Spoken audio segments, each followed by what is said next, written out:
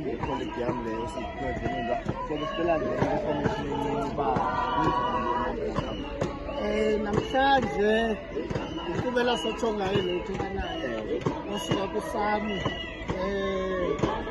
lesinikele ingcelo from ngoMatshi sasimachile ngoMatshi apha kumasipala samnika 7 days but after that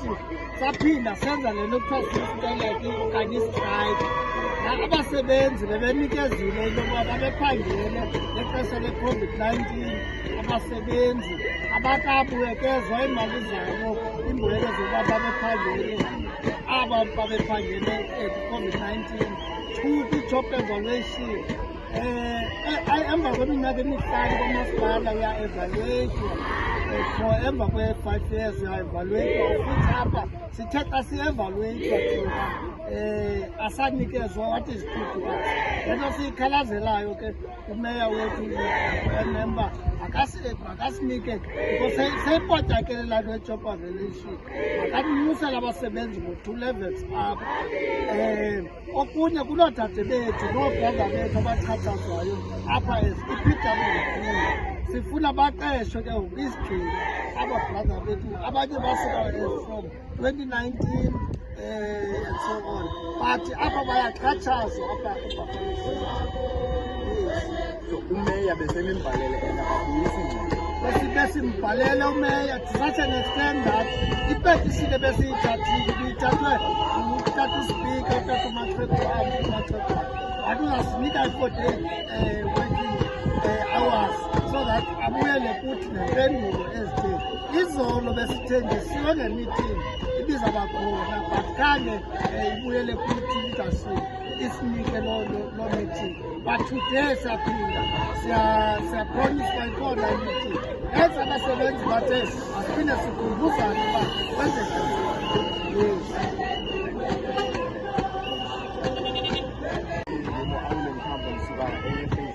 iquality yami leyo sikunezinto so besicela nje information ba namhlanje inkqubela sothongayo lethu kanayo osuka kuSAMI lesinikele ingcelo from ngoMatshi sasimachile ngoMatshi apha kumasipala samnika 7 days but after that saphinda senza lento kuthiwa sisiteleke okanye istrike abasebenzi bebenikezile into yokuba babephangele ngexesha le-COVID-19 abasebenzi abakabuyekezwa iimali zabo imbuyekezo yokuba babephangele aba babephangele ku-COVID-19 kwi-job evaluation emva kweminyaka emihlanu kwamasipala uya-evaluatwa for emva kwe-5 years uya-evaluatwa futhi apha sithe xa si-evaluatwa thina asanikezwa what is good to us. Le nto siyikhalazelayo ke umeya wethu member makasinike because seyipotyakele laa nto ye-job evaluation makanyusela abasebenzi ngo-2 levels apha. Okunye kunoodade bethu noobrother bethu abaxhatshazwayo apha i-PWD sifuna baqeshwe ke ngoku isigxina aba-brother bethu abanye basuka from 2019 and so on but apha bayaxhatshazwa apha eBuffalo City.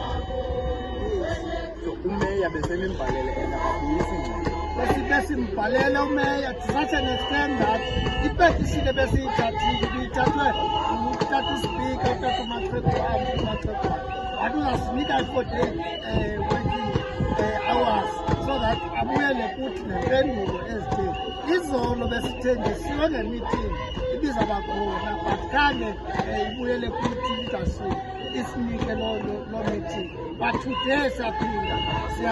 siyapromiswa ikhona imeeting enza abasebenzi bathe asiphinde sikhumbuzane uba kwenzeka